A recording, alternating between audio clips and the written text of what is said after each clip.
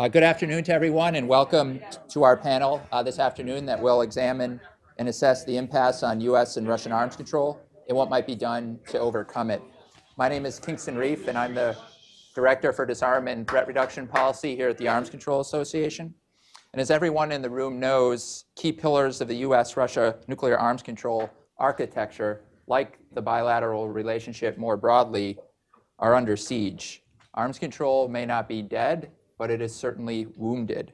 For example, since 2014, the United States has accused Russia of testing and deploying ground-launched cruise missiles in violation of the 1987 Intermediate Range Nuclear Forces Treaty. Moscow denies that it is violating the treaty and instead has accused Washington of breaching the accord. And while both sides appear to be faithfully implementing the 2010 New Strategic Arms Reduction Treaty, the agreement will expire in 2021 unless extended. The Trump administration's nuclear posture review, published in February, gives relatively short shrift to arms control and did not commit to an extension of New START, though it is our understanding that the administration will soon begin an interagency review of the pros and cons of extending the agreement. The situation took another concerning turn last month after Russian President Vladimir Putin boasted about his country's development of several next-generation nuclear weapon systems, including hypersonic weapons, and Moscow announced that it was postponing scheduled talks with Washington scheduled to take place in March on strategic stability. Putin described the rationale for the weapons largely in terms of the U.S. withdrawal from the 1972 Anti-Ballistic Missile Treaty in 2002 and concern about U.S. missile defense systems. The impending release of the Trump administration's forthcoming missile defense review, which appears poised to expand the U.S. missile defense footprint, will no doubt add to Russia's concerns. Meanwhile, U.S. President Donald Trump told reporters at the White House following a March 20th phone call with Putin that, quote, "We'll probably be meeting in the not too distant future to discuss the arms race, which is getting out of control," end quote. However, serious planning for such a meeting does not appear to be underway. The tensions that I've just described prompted a diverse group of experts and former government officials to urge Washington and Moscow and the tradition of past successful cooperation under difficult circumstances to reduce nuclear dangers, to discuss and pursue effective steps to reduce nuclear tensions and avoid a renewed nuclear arms race. The statement was organized by the members of a 21-member German-Russian-U.S. Deep Cuts Commission, which was established in 2013 to develop proposals to overcome obstacles to sensible arms control agreements and further reductions in U.S. and Russian stockpiles. And you can find a copy of that statement outside the root room here. Here at the Arms Control Association, we've been grappling with these difficult problems and attempting to identify potential solutions, primarily through our engagement with the Deep Cuts Commission, which we have helped to direct. And today, we are happy to continue this engagement and fortunate to be joined by three outstanding panelists. To my immediate right, we have Anita Friedt, who has been Acting Assistant Secretary of State at the Bureau of Arms Control Verification and Compliance since January of this year. To Anita's right, we have Dr. Olga Oliker, who's a Senior Advisor and Director of the Russian and Eurasian Program at the Center for Strategic and International Studies here in Washington. And at the very far right, we have Richard Fieldhouse, who is the President of Insight Strategies, an independent consulting company, and a former longtime staffer on the Senate Armed Services Committee. You can read their full bios in the program if you'd like more information, and our speakers will each provide about 8 minutes of opening remarks, which should leave plenty of time for questions from the audience. And with that, Anita. Hey, thank you. Thank you very much, Kingston. Thank you for the introduction, and thank you very much to the Arms Control Association for hosting this discussion. It really is it's very timely, as you point out in your intro remarks, and obviously very important. Overcoming the impasse between the U.S. and Russia in arms control is critical into maintaining strategic stability and in building trust in the relationship down the road, something which we definitely need to get back to, I will say. So I will focus my remarks on three areas here. I mean, one of my favorites, of course, the New START Treaty, where we currently stand. Next, I want to talk about our integrated strategy, the administration's integrated strategy on the returning Russia to compliance with the Intermediate Range Nuclear Forces Treaty, the INF Treaty. And then finally, I want to address work in strategic stability talks, where we look forward to discussing our relationship with arms control relationship with Russia, and hopefully in the very near future. So those are my kickoff remarks. And then obviously I look forward to everybody's questions in the discussion here. But okay, before going on here, I want to make a couple of notes. Namely, first, the State Department recently, just last week, submitted the 2018 Annual Compliance Report to Congress. As some of you insiders and, well, obviously experts know, this is an annual fun. It's a lot of fun for my bureau. I'll put fun in quotes, since we lead this effort. In this report, the department highlights several unclassified findings. The report, as many of you might know, has a classified and an unclassified section. Obviously, we will only talk about the unclassified section here. But the unclassified findings include compliance concerns and violations regarding Russia, which are, really one of the key issues that complicate or that have led to the impasse between the U.S. and Russia in arms control. The United States takes compliance with its obligations very seriously. As I mentioned, my bureau, the Bureau of Arms Control Verification and Compliance, places a special priority and on the report, but also a priority on promoting and coordinating effective verification and compliance analysis of all arms control and non-proliferation agreements to which the U.S. is a party. This is an enormous report, and an enormous amount of interagency work goes into putting out this report every year.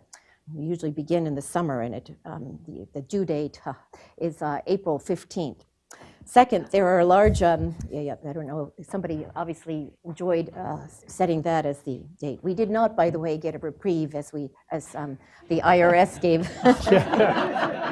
And we submitted it to the Hill on Friday, so ahead of time. Secondly, there are a lot of, on the compliance report, well, not just the compliance report, but there are a large number of fact sheets and press releases on all treaties that are available on our Bureau's, the State Department webpage, and we certainly encourage colleagues to make use of that. Given compliance concerns and violations detailed in the compliance report, we have grave concerns that Russia is taking apart brick by brick agreements which preserve the post-Cold War period of security and stability for the entire world. And that really is a problem, and I think we'll all agree that is a problem.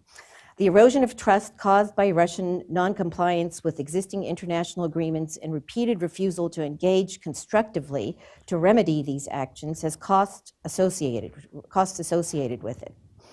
These were very much factors as the administration concluded the National Security Strategy, the National Defense Strategy, and the Nuclear Posture Review.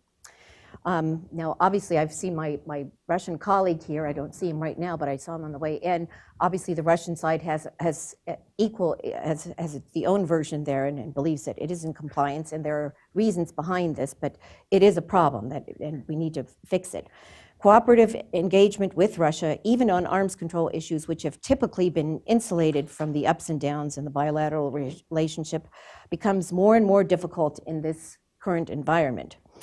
More recently, we had the use, not more recently, but just obviously yesterday, we just had talks at the OPCW, but the use Russian military use of Russian military-grade nerve agents in the United Kingdom that resulted in serious injury to 3 people. The Salisbury, the UK incident is further evidence that Russia has not fully declared its chemical weapons production, its chemical weapons development, or its chemical weapons stockpiles. At the same time, as former Secretary Tillerson said in Paris in this past January, Russia ultimately bears responsibility for the brutal targeting of countless Syrians with chemical weapons. By shielding the Assad regime and failing to stop the use of chemical weapons in Syria, Russia has breached its commitment to the United States as a framework guarantor. Moscow has betrayed its obligations to resolving the overall crisis, the United Nations Security Council Resolution 2218, its commitment to the Chemical Weapons Convention, and guaranteeing the end of the Syrian regime's chemical weapons use. Nevertheless, we continue to view discussions with Russia on these issues as important, very important, not just to prevent a crisis from occurring or escalating, but also to maintain a level of transparency and predictability to prevent unwanted and unnecessary arms racing. Dialogue continues, which is a good thing. We continue to raise and discuss issues related to New START, and this is obviously separately, but New START and INF regularly both at the technical and expert level and at higher political levels. And let me just stop here and comment. I mean, I often see we have to return to dialogue. US and Russia are not talking at all. There is this perception sometimes that there is no discussion, there are only accusations in the press and elsewhere, but dialogue is continuing. It's obviously difficult and very much complicated by the issues I just raised, but we do have dialogue and it is continuing. The New START Treaty.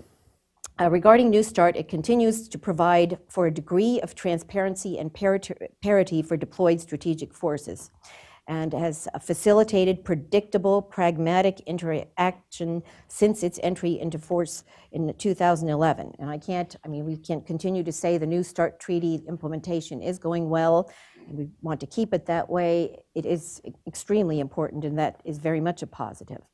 I would stress to this group the enormous amount of time and energy that goes into the implementation and verification of an agreement like New START. It really is hard work.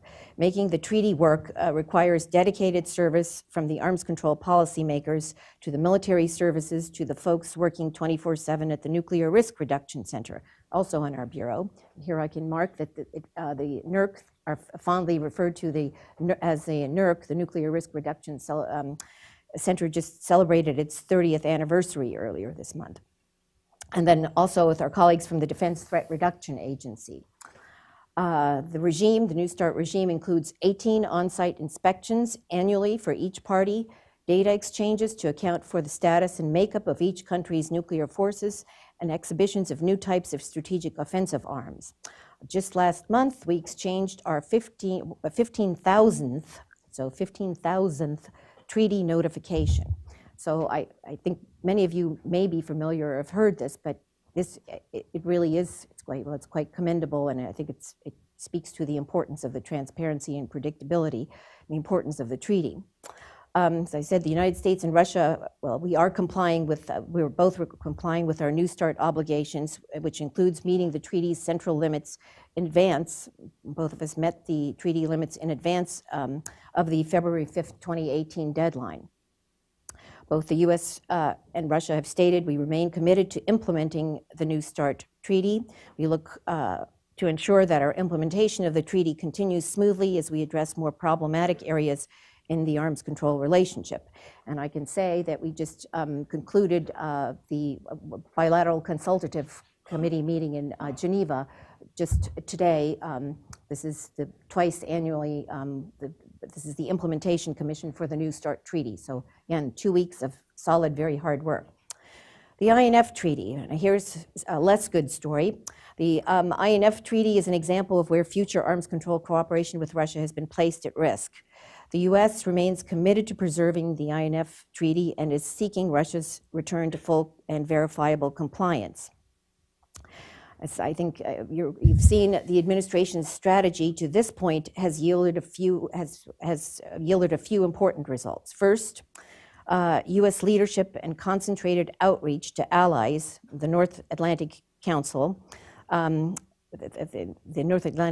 thanks to the outreach in December, the North Atlantic Council, the NAC, and NATO, made a strong statement regarding its concerns with Russia's INF compliance, the importance of the treaty to Euro-Atlantic security, and the need for Russia to resolve these concerns in a substantial and transparent way. That remains to be the United States' position as well.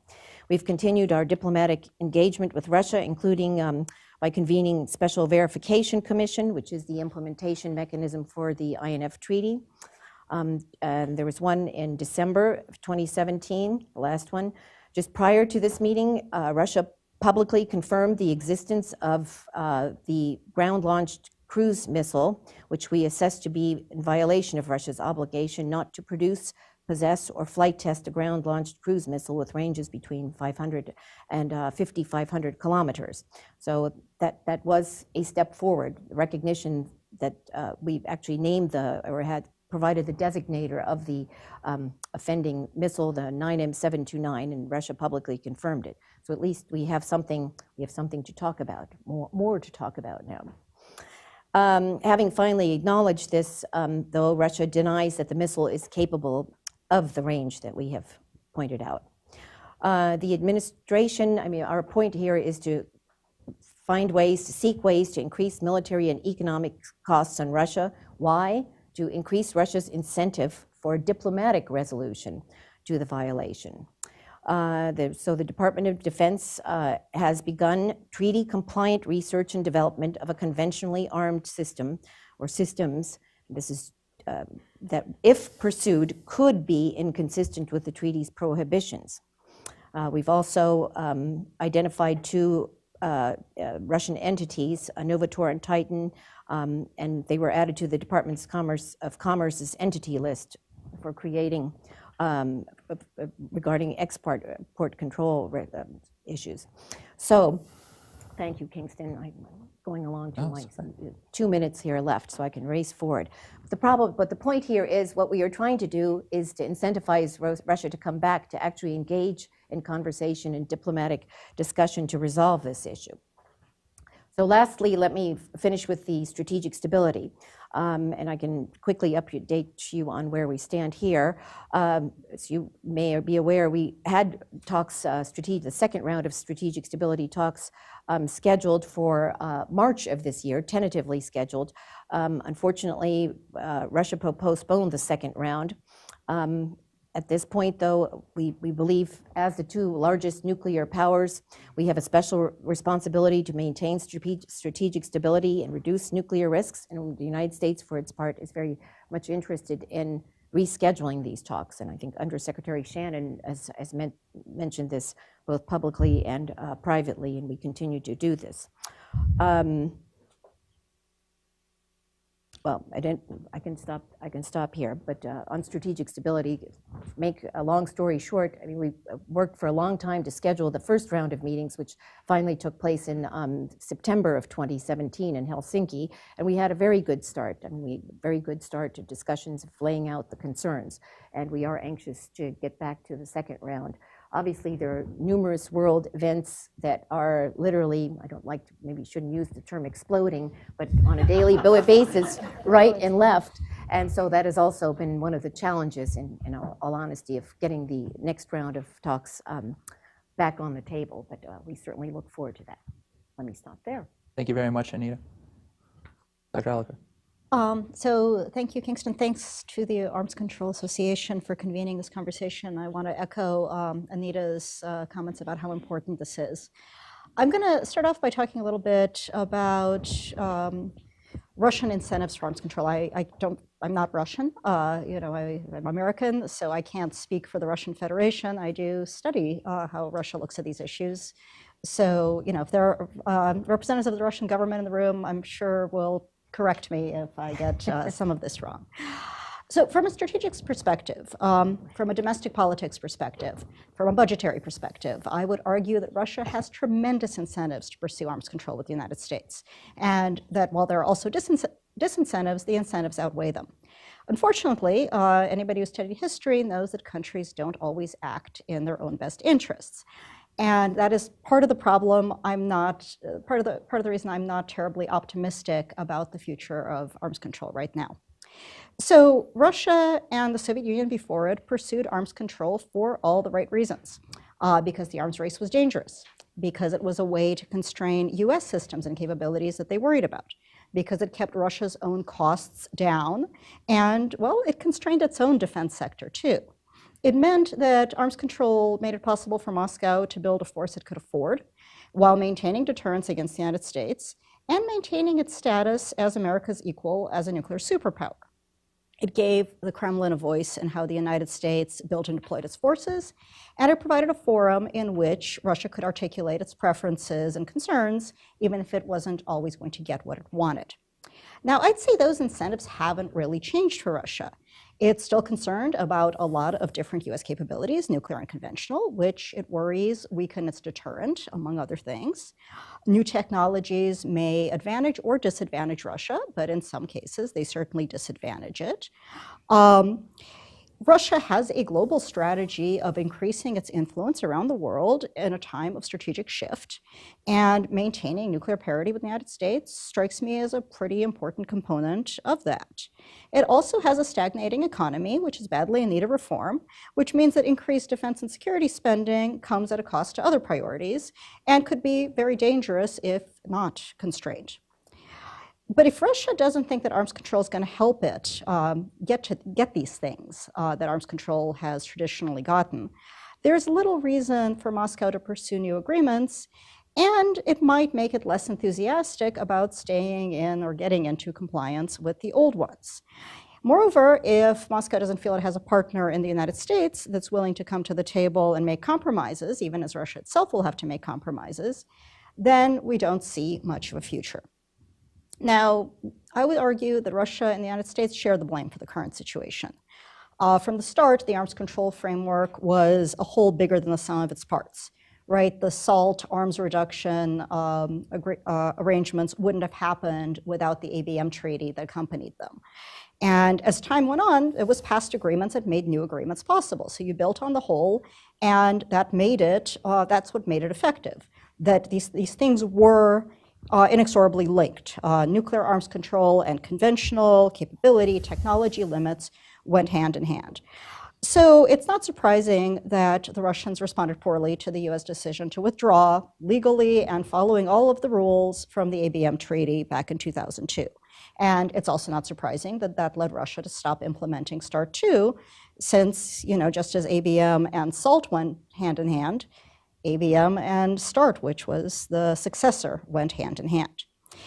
So I think it's worth remembering that Russia has generally avoided formally withdrawing from the treaties that remain.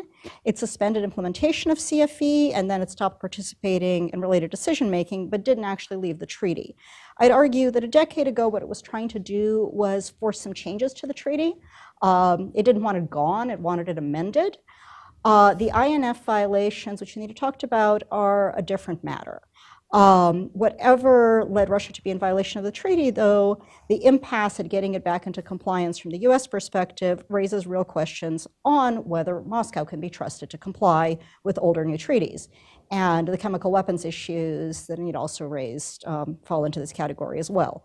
It doesn't create incentives for the United States to come to the table. And aside from that, it doesn't look to me like the United States is all that interested at coming to the table for things kind of beyond getting everything back to where they were. Aside from Donald Trump's initial brush off of Vladimir Putin's question about New START renewal, we now have rhetoric in the Nuclear Posture Review that seems to view escalation as something that can be managed, which is framed around a narrative that Russia has a different strategy for nuclear use than the one Russia says it has. And it really does raise a discussion that the United States is looking to build new weapons, not to shrink the arsenal further. So, you could argue that it's a negotiating stance, but from Russia's perspective, it doesn't look like the United States is that interested. And then, of course, there are always the concerns that have been around a long time. US missile defense plans, which I think we'll hear about, precision weapons. The United States has been very consistent in saying these things aren't coming to the table, that there aren't going to be conversations about this. So insofar as these are the things that the Russians want to limit, it creates a disincentive going forward. But this said, everyone starts negotiations from fairly maximalist positions. You don't give everything away before you get there. But in an atmosphere like the one we have now of tension and spiraling, I think we're in danger of kind of staking out our claims will stop the conversation before it starts. And even as I would argue that overall Russia has some real incentives, there are many people in Russia who don't think that it does. Just as there are people in the United States who think that arms control is a threat to US interests and benefits Russia, there are people in Russia who see arms control as historically benefiting the United States and hurting Russia. And in an atmosphere of tension and spiraling, neither side is particularly inclined to do favors for the other. So these are all the reasons I'm not terribly optimistic. At the same time, when I look at the strategic balance, I see a lot of things to talk about. I don't think the INF impasse is irresolvable. I actually look, there are voices in the US and Russia that say the treaty is out of date and inappropriate to modern times. It's a valid view. It's an interesting conversation to have. We should have it. Outright violations present a real problem. They raise those questions about whether Russia can be trusted with new treaties, but it could be resolved if everyone comes to the table, talks it through, and agrees to measures that don't force anyone to say, gosh golly, I was wrong, you were right, but let everybody walk away and say, I understand your concerns, and here is how I am going to assuage them. From the strategic arsenal standpoint, both countries have built arsenals that can exceed New START limits easily if they feel like it. The upload potential Russia long complained about the US having is now something it has as well. How worried are we about this? How much concern do we have about whether we can tell that uploads are going on, how long it takes to put new tubes into submarines or more warheads on a system? It's an interesting conversation. Also an interesting conversation is the one to be had about new technologies, new capabilities, how they're deployed, how they're built, whether they should be limited.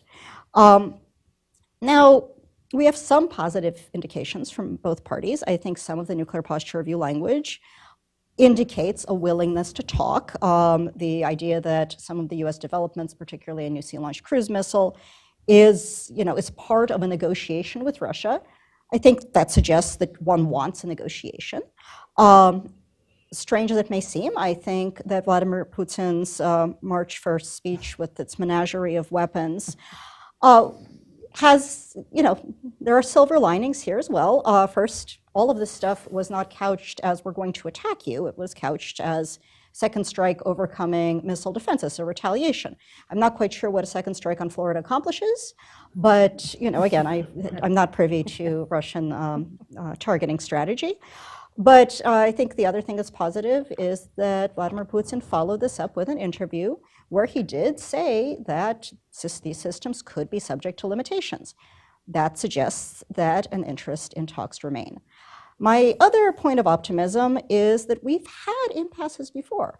Arms control has been comparatively resilient in times of stress, but it hasn't been fully resilient, and sometimes it's been resilient in creative ways. Back in 1979, Jimmy Carter withdrew, after SALT II was signed, Jimmy Carter then withdrew it from congressional consideration because there was no way Congress was going to get that treaty through. And you know what? I'm sure you guys do know what. Everybody abided by it anyway. And that is a sign, that suggests that in times of difficulty, there are creative ways to get these things moving. But in order to get them moving, you need diplomacy, you need skill, and you need patience.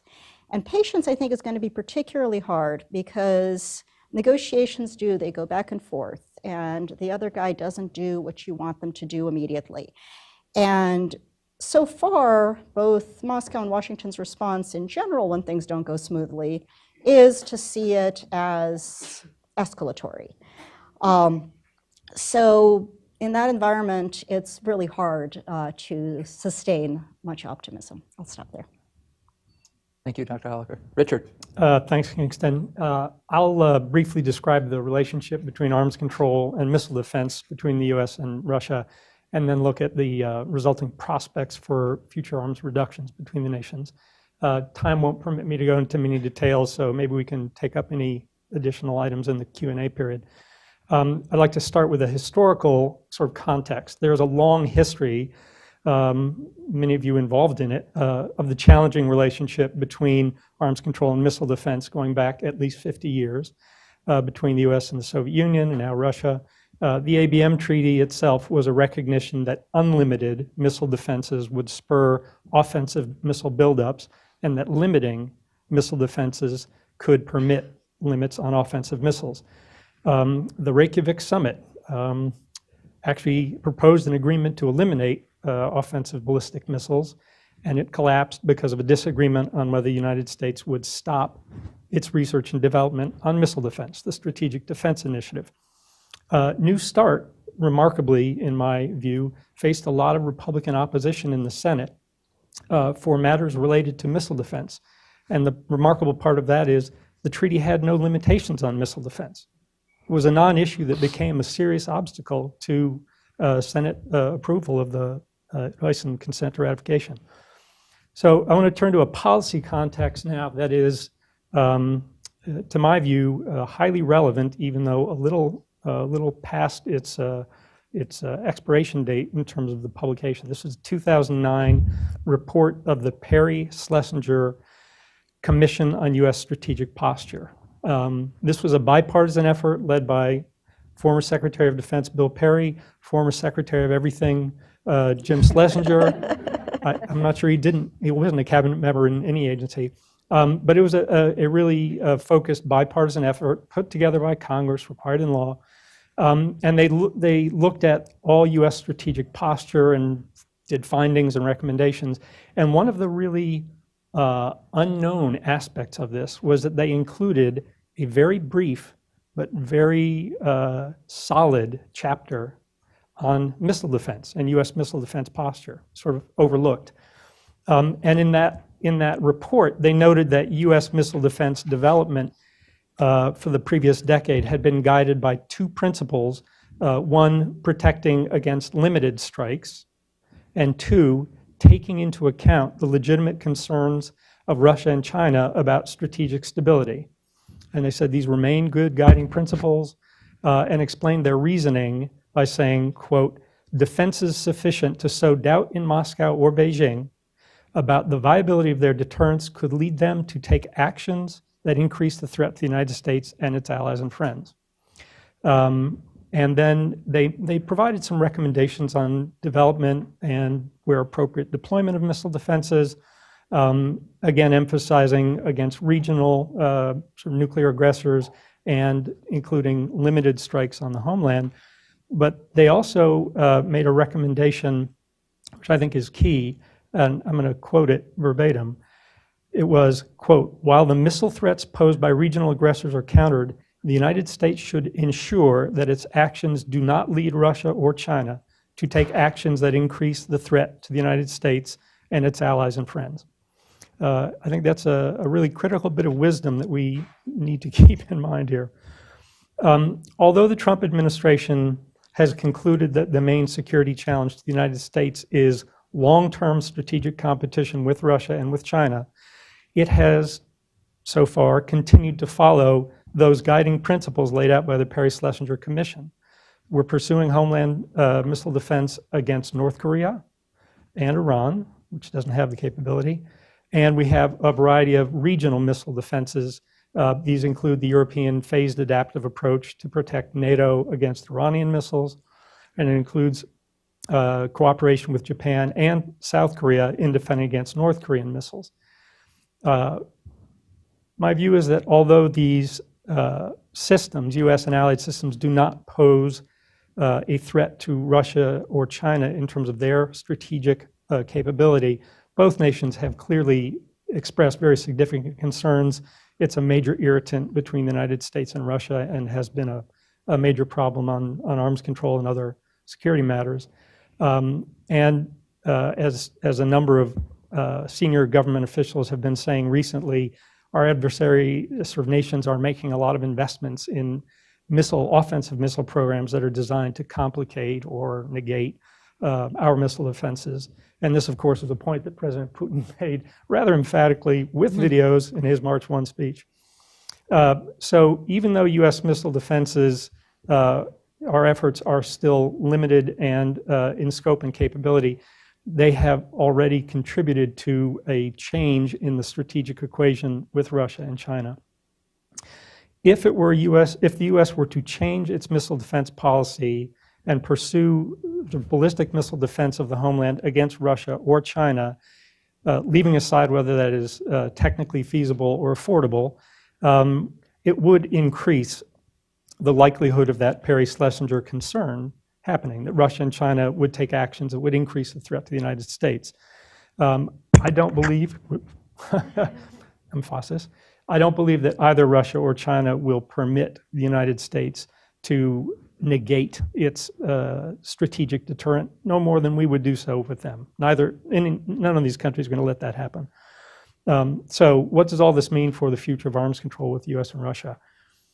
Given the starkly different and opposing US and Russian views on missile defense and the current situation in security matters vis-a-vis North Korea, US defenses against them, and leaving aside all the other controversial issues between the United States and Russia, it's hard for me to see any likelihood of future US-Russian arms reductions under the current circumstances.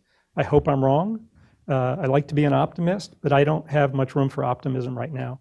One can always hope for a what I'll call the Trump effect, which is a Republican president not expected to do something bold on arms control, suddenly surprising us. I think North Korea is going to be the first chance to see whether that's possible. Despite my pessimism on future US-Russian reductions, I want to emphasize that I think it is critical that the United States pursue very vigorously strategic stability with Russia. We are both pursuing things that are making each other worry.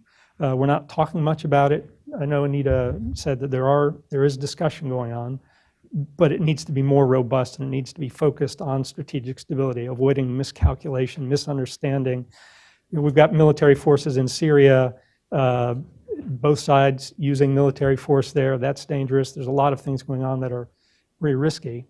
And strategic stability, I would argue, is absolutely fundamentally in the deepest national security interests of both nations. We do not want war. So this leads me to two very brief conclusions. One is that in keeping with the Perry-Schlesinger Commission report, the U.S. in pursuing its missile defenses, I would say the U.S. legislative and executive branches need to consider carefully whether any proposed action would lead Russia or China to take an action that would increase the threat to us. That has to be a fundamental calculation about what we do and what we don't do. And secondly, and I don't think this is a difference in position between the administration, I think we need to be pursuing strategic stability with the Russians very vigorously. We did this all through the Cold War, no matter how bad things got. We should be doing it now. It's not a favor to Russia. It's not a reward to Russia. It is simply a basic means to try to increase our security and reduce the risks to both sides in the world at a time when there are increasing risks to peace and security. So that's where I'll leave it. Thank you. Great. Thank you very much, Richard. Thank you for the remarks from all three of our speakers, although none of them appeared particularly optimistic about the way forward. Before opening it up to all of you for your questions, I just wanted to ask Anita a few questions related to the New START Treaty and the future of the treaty. Deputy Assistant Secretary of Defense Rob Sufer at a Senate Armed Services Committee hearing last week, I believe it was, stated that the administration would soon begin an interagency conversation about the pros and cons of extending New START. I was wondering if you could comment on that, if there's any timeline for that review, and how long the administration anticipates that taking. Dr. Oliker mentioned this, but the New START Treaty also provides for discussion on emerging strategic offensive arms and possible limitation. We mentioned the March 1st speech, several of the strategic range delivery systems that President Putin described. Does the Trump administration believe that those systems ought to be limited by the New START Treaty? And if so, does it plan to take that up with Russia in the context of the bilateral consultative commission? And then finally, I would just be interested in your views on New START Treaty expires in 2021. If there's nothing to replace it, what are the implications for strategic stability between the United States and Russia if there are no verifiable limits on the world's largest two strategic nuclear arsenals? So I'd just like to get some of Anita's thoughts on those questions, and then I'll open up the floor to all of you.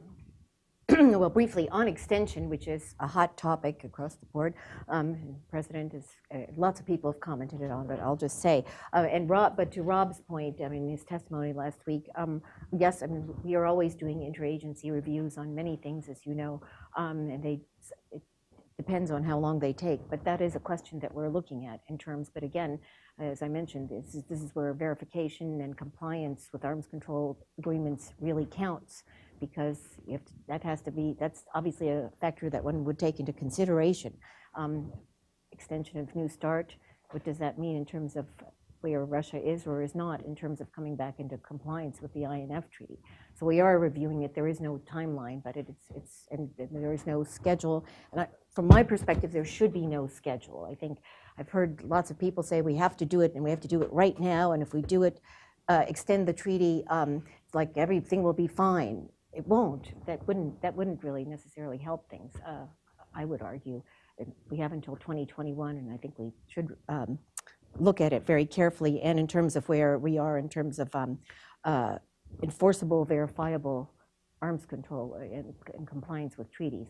So then let me answer your second or your last question here. What happens if we don't extend it and we don't have a treaty that has, importantly, as I addressed the numerous, the inspections and the rigorous transparency regime that makes the relationship, the nuclear relationship, very predictable?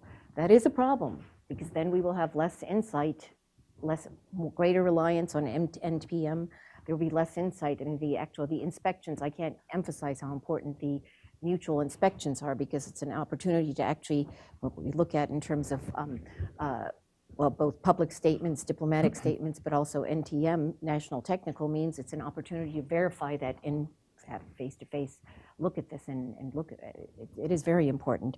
And then the whole issue of President Putin's, infamous March 1st speech and the fun, I'll call them fun things that he revealed, many of which we have been looking at. Yes, I mean, that is an opportunity. The treaty calls for looking at new types, new kinds. That is an opportunity to discuss them. We have not done so yet, but we certainly could look at that, and we'll take that up. Great, thank you very much. Questions? And I think I'll follow my predecessors and taking three at a time. First, I believe I see you, Rachel, there with your hand up in the back. We'll take three and then. Hi, thank you for a great panel. This question is for anybody who wants to answer it, but the State Department perspective would be appreciated as well. It sounds to me like I've been hearing more comments in public from senior military officials about how the INF Treaty is constraining the United States when it comes to China. I think this came up at a confirmation hearing in the Senate earlier this week for the PACCOM commander. So I'm not sure it's just Russia that feels like INF is outdated. Can anybody talk to the U.S. perspective about how INF is possibly constraining them in ways they don't like toward Asia? And just very quickly, who you are. Apologies, Rachel Oswald, reporter with Congressional Quarterly. Great, thank you. It's right here.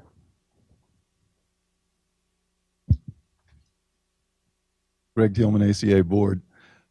Anita, I was happy to hear you mention the agreement on the designation of the system we allege to be a violation, the 9M729. Seems to me that changed the argument completely to what are you talking about to no, you're wrong about the capabilities. So my first question there is, why did it take us 3 years to provide the designator to the system? The second question is, now that we have a parallel situation with the most serious Russian charge being the Mark 41 launcher of our ballistic missiles that Boeing proudly boasts is the same system that launched the Tomahawk cruise missile, which is basically identical to the Griffin land attack cruise missile banned under the INF Treaty. Why is the U.S. not inviting the Russians in to inspect the Mark 41, putting pressure on them to let us in to inspect the 9M729? Then right here, Tom. Yeah. Anita, thank you for continuing to work on these very difficult issues. I remain more calm because you remain on the job. I appreciate it. Earlier, I asked Andrea Hall a question, which she helpfully volunteered to have you answer. And that is, which arms control agreements does the United States believe to be enforceable upon the United States? Everybody loves the phrase enforceable and verifiable, but it seems to mean when the White House says it, that the U.S. will do the enforcing on other states, but there is no need to have an enforcement mechanism for U.S. compliance. And if that's the case, what state is going to agree to anything with the United States? So which agreements are enforceable upon the U.S.? Thanks, Tom. Anita, since several of those were Oh, directed okay. at you, Oh, God. why don't you start, and then we can go on down the line to see if there are comments from the other panelists as well. Okay, yeah, no, please weigh in, especially on all of them, but the INF. But the PACOM commander, well, he's going to be our ambassador designate to Australia. I know, yes, he has commented on INF treaty constraining the military. And sure, I mean, the reality is, everybody, I mean, we would like to take a look at, since Russia is, especially since Russia is not abiding by the INF treaty. I mean, there are certainly, if the treaty is not going to be valid, and you know, why can't we look at the same things? But I don't know. I would say there are many of these treaties look outdated. I don't think the INF treaty is outdated, but Russia obviously does. That's one of the, Russia raised the INF treaty being outdated during Bush 43, during the Bush administration in, I think it was 2005 or 2006. So at that time we said we would be happy to take a look at it and discuss it. That's certainly an option. We can discuss any number of variants and what to do with the INF treaty once we get to a real discussion. That's the real point. We have to have a real discussion with the Russians on that. And I'd have the same answer for you, Greg. Yes, having the 9M729 has helped. It's been a small, I mean, it's a great game changer. When you go from nothing to something, it's a great game changer. But so it is progress. But why did it take so long? Well, you worked in the intelligence community. You worked in the U.S. government. Sometimes things take longer than they need to, but it is an opportunity. And and once we have real negotiations, discussions with the Russians, now that we have something, maybe we can get to the point where we can talk about the Mark 41. We can talk more concretely about the 9M729. We can talk, perhaps, even talk about transparency. But we haven't gotten to that point. So those are all issues that we can certainly consider. And then Tom, you're always have the clever questions, cleverly worded questions. I mean, yeah, are you talking about our compliance report? I mean, yes, the United States has, I mean, each country has to look at the treaties that they are party to and assess not only your own country's compliance, but other countries' compliance. And compliance and verification, I mean, compliance is really a big factor in terms of military planning. That's another good point here. I mean, to the INF concerns about the PACOM, if you have a country that's not abiding by its arms control obligations and is violating the INF treaty, that's a military planning consideration. I like compliance. Mm-hmm. The word that the enforcement reintroduced is enforcement. Okay, so okay. And,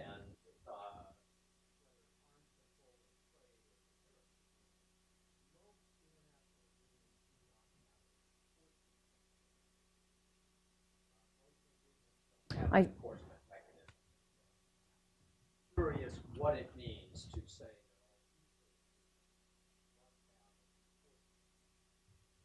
Okay.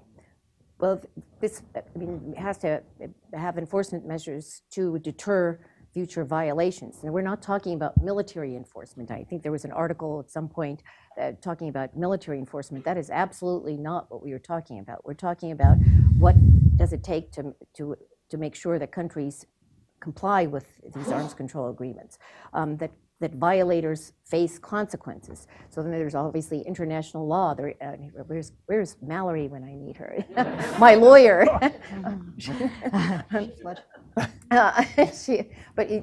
There are obviously international legal means that you can take. I mean, you can enforce it as well.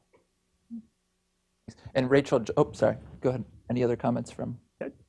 Tom, if I can just jump in on this, I think the term enforcement is a very unfortunate term to bring it to the arms control debate, because unless you're going to go to war and occupy a country, and that's been the discussion, how do you enforce arms control?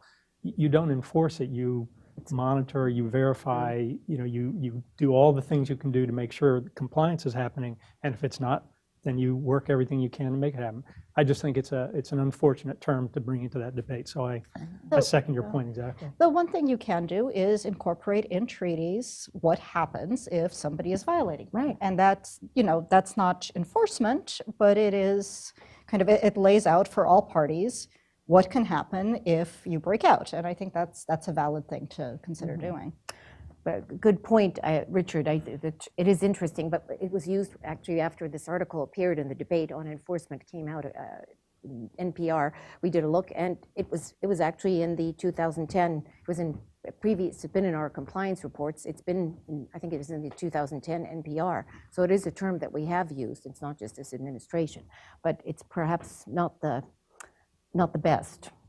I will take that on board. And I would just say, Rachel, really quickly in response to your question about INF Treaty in China, General Paul Sullivan, the Vice Chairman of the Joint Chiefs of Staff, was asked at can't remember if it was a House or a Senate hearing last year about the military utility of INF range systems in the Asia Pacific. And General Salva's response was that the United States, PACOM, DoD can meet the requirements that it has, can target what it needs to target using treaty-compliant air and sea-launched systems. So I just wanted to make that point. Other questions? Right here in front. Thank you all. Very interesting. You used two phrases, if I may. I'm paraphrasing now. Russia taking apart brick by brick all the Cold War deals, and the other one was the dialogue continues. What's interesting, this is not isolated to the present administration. This has been going on for a while.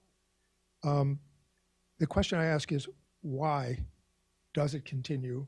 I mean, does the underpinning with the Ukraine dynamic, if you will, and all the underlying factors that this is just a continuing ratcheting up of something that's been going on for a while? And also, I mean, you're not a DEFCON, whatever the level is with this situation. What do you think will change that dynamic? And can you just quickly identify yourself? Oh, I'm sorry, Bob Fry. Okay, thank you. Saw a hand in the way back. Yes, right here by the door. Coming. Great. Hi, Bruce McDonald. And question first, a comment. Richard, appreciated your comments about the Strategic Posture Review Commission report language on missile defense. As senior staff there, I had a hand in working with a couple other people in drafting that, and I was ready for the roof to fall in with controversy about it, and fortunately it was accepted without much debate. But I think that the point of the language is as true today as it was then, and thanks for acknowledging it. My question goes to, I guess, primarily to Anita, but not just, and that is, my sense, I could be wrong on this, is that what Russia was looking for was almost any kind of restraint on missile defense. And it's puzzled me that the United States has been unwilling to agree to any limits. I mean, I understand the political realities, but I think if we had agreed to, or offered, 200 interceptors, the original ABM Treaty, they would have jumped for joy in order to have just some kind of a limit. And yet we have, right now, there are no limits at all. And even though we would have no plans maybe to deploy anywhere remotely near a very higher level of interceptors, we still are steadfast in not doing that. And we have to, it costs us diplomatically and costs us in terms of opportunity cost. If we would agree to any kind of a limit, we could probably get some significant concession from the Russians back on an issue that we care a lot about. So we're holding on to a limitation that if we don't plan to build anything like a higher number, doesn't do us any good. And I just wondered, is there any prospect in which there'd be some kind of a restraint on missile defense? And do people take into account the fact that were we to agree to something like that, we might get something important to us back in return? It wouldn't just be us giving something up. Thanks, Bruce. One more question, if there's one out there that I can take. Right here, yeah, sure.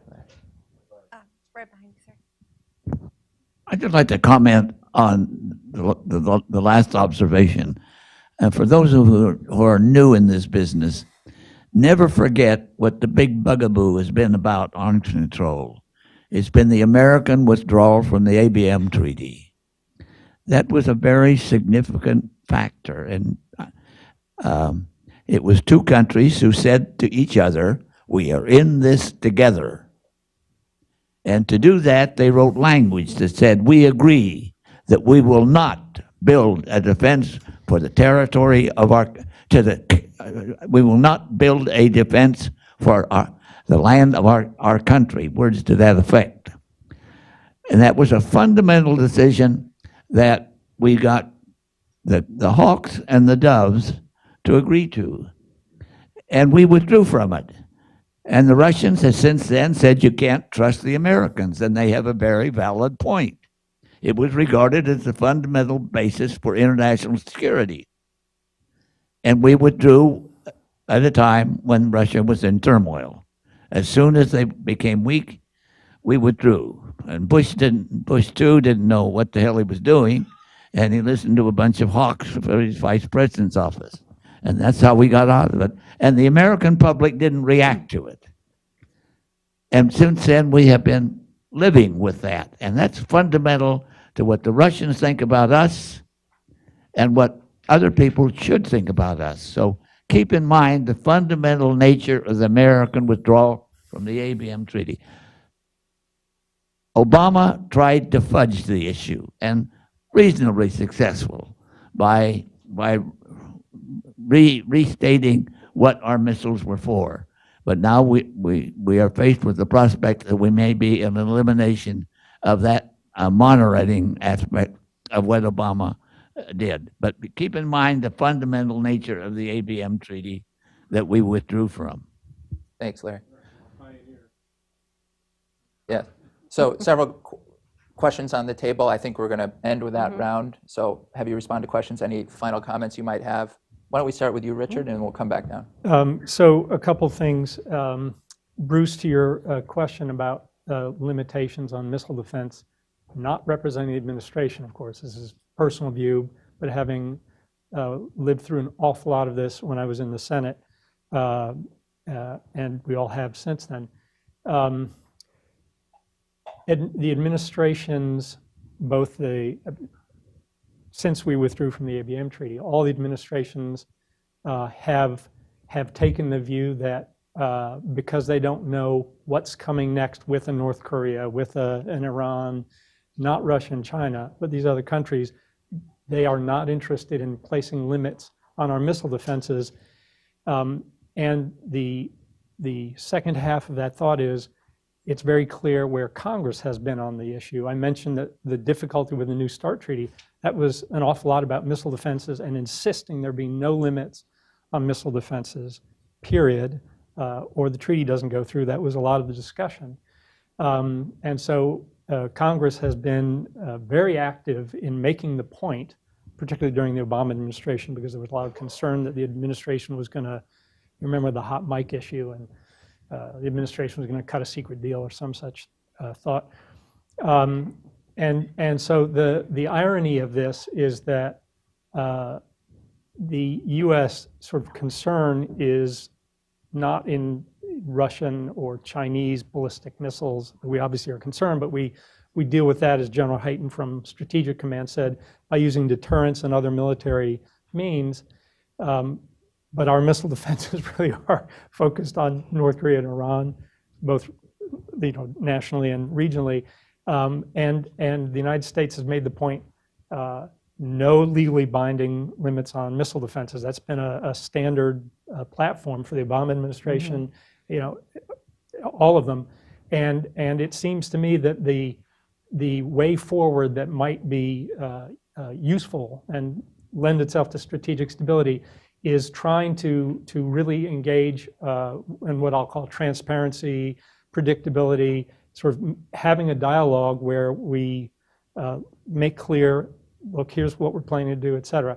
Now, that may or may not be acceptable to this administration. I think it makes sense as a proposition to try to have clarity and predictability and transparency as the sort of the achievable thing. But thanks, Richard.